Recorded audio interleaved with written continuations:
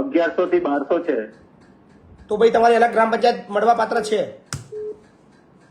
તો એ લોકો એવું કહે છે કે રેવન્યુ કરાવવું પડે. તમારી 7/12 માં બોરસદ બોલાય છે, તેથી તમારું રેવન્યુ તમે એક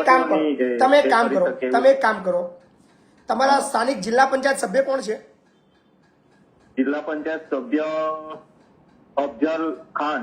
હા, તો એમને તમે મળો આવતીકાલે.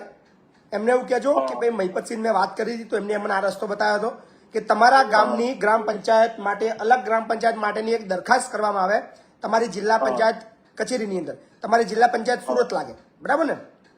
તો સુરત જિલ્લા પંચાયતની અંદર તમારા જિલ્લા પંચાયતના સભ્ય થકી તમારા ગામના લોકો થકી એક દરખાસ્ત મૂકવામાં આવે અને એ જિલ્લા પંચાયતની તમારી જે કમિટી છે, જે બોડી છે, એની સભાની અંદર તમારા અલગ ગ્રામ પંચાયત માટેની જો દરખાસ્ત મૂકે અને જો સર્વાનુમતે ઠરાવ કરે અને તમારા જે ઠરાવ કરીને પંચાયત મંત્રીને જો મોકલી આપે તો તમારી ગ્રામ પંચાયત અલગ થઈ જાય.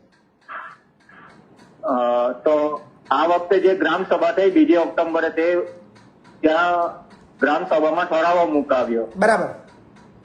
એ ઠરાવની કોપી લો અને તમારા જિલ્લા પંચાયત સભ્યને વાત કરો. તમારા સ્થાનિક ધારાસભ્યનો બી તમે એની મદદ લઈ શકો છો. તમારા સાંસદની પણ મદદ લઈ શકો છો. એમને કહો કે સાહેબ અમારી ગ્રામ પંચાયત અલગ કરો તો અમને થોડું વધારે લાભ મળે, અમારે બીજા ગામ સુધી જવું ના પડે અને ગામ વિકાસ થોડો વધી જાય. સો એનો લાભ